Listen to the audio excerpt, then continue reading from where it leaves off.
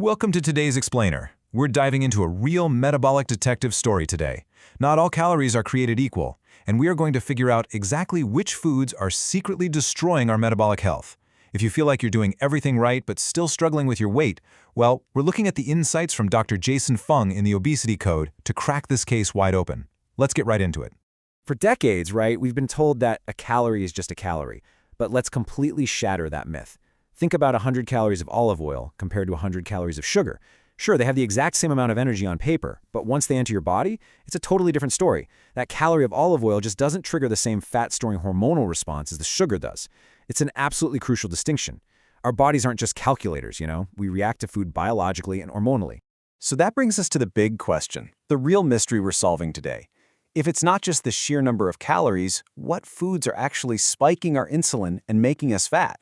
Because remember, insulin is the ultimate fat storage hormone. When it's high, your body is essentially on lockdown, aggressively hoarding fat. Today, we're interrogating the three main dietary suspects that are artificially keeping those insulin levels sky high. All right, let's bring out culprit number 1, the danger of fructose. Now you might be wondering, wait a second, isn't fructose just fruit sugar? How bad can that really be? Well, what's really interesting is the biological difference between these sugars. When we extract fructose and consume it in massive concentrated doses like we do today, it behaves so differently from standard glucose. See, glucose is used by practically every single cell in your body. Your brain, your muscles, they love glucose. But fructose? Fructose is like a guided missile targeted exclusively at your liver. Literally no other cell in the body can use it.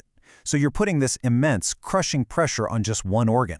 It's kind of like trying to force all the traffic from a massive 10-lane highway onto a tiny dirt road.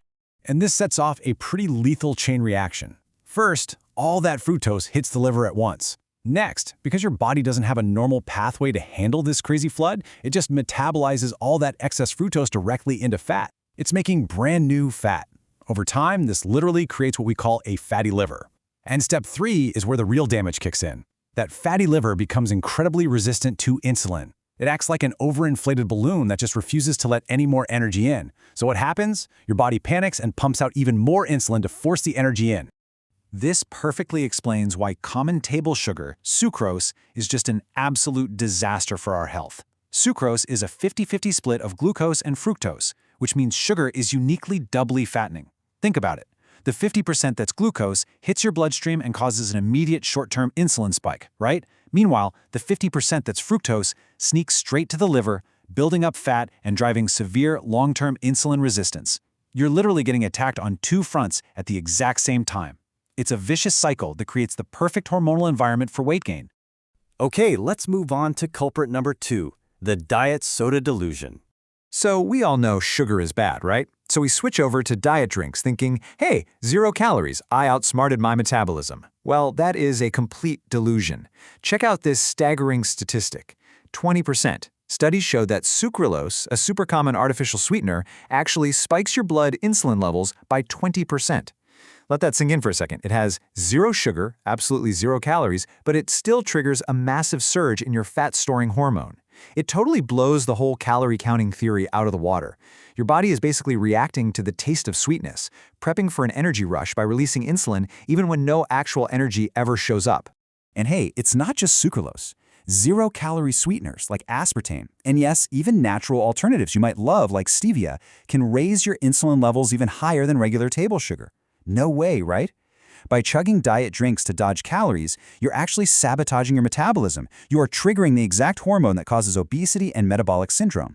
The chemical structure of these sweeteners is literally tricking your body right into fat storage mode. And there's a huge psychological side to this too. It's what we call the artificial sweetener trap. When you consume these chemicals, you get all that intense sweetness without any calories. But functional MRI scans of the brain show something fascinating. This totally fails to activate your brain's reward centers. Your brain tastes the sweet, but it realizes it was cheated out of the actual energy payoff. So what does it do? It intensely ramps up your cravings for real sweet foods to get that satisfaction. Ultimately, this drives profound overeating and nasty habits. You aren't kicking your sugar habit, you're actually just starving it and keeping it alive, which makes it so much stronger. Dr. Fung actually asks a totally brilliant, common-sense question about this in the source material. He asks, do you know anybody at all who said that drinking diet soda made him or her lose a lot of weight? Anybody at all? It's a powerful reality check, isn't it? I mean, if swapping sugar for artificial, zero-calorie chemicals was the real fix, the whole diet soda craze of the last few decades would have completely wiped out the obesity epidemic by now. But instead, it's only accelerated. The strategy is fundamentally flawed for sure, because it completely ignores insulin. Which brings us to our third and final suspect, refined carbohydrates.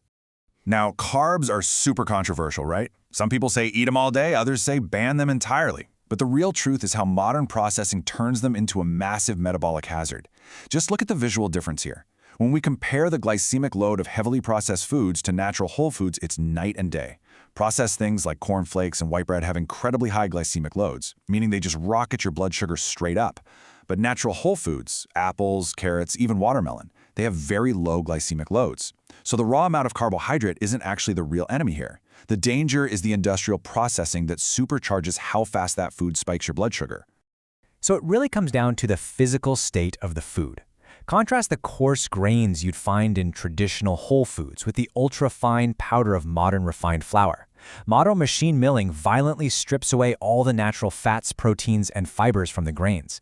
What you're left with is basically pulverized into an incredibly fine dust. And, just like any fine powder, it absorbs into your bloodstream almost instantly. Eating a slice of modern white bread causes a glucose and insulin spike that seriously rivals eating pure sugar. The toxicity is quite literally in the processing. But hey, it's not all doom and gloom here. Enter our hero, Mother Nature's antidote.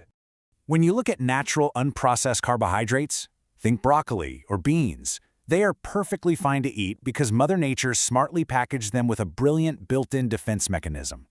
Think of fast-absorbing refined carbs as a sort of metabolic poison. They hit your system way too fast and just cause absolute hormonal chaos. But dietary fiber?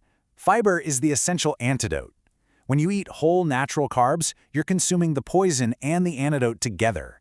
They basically cancel each other out, leaving you with all the great nutrition of the food without that devastating insulin spike.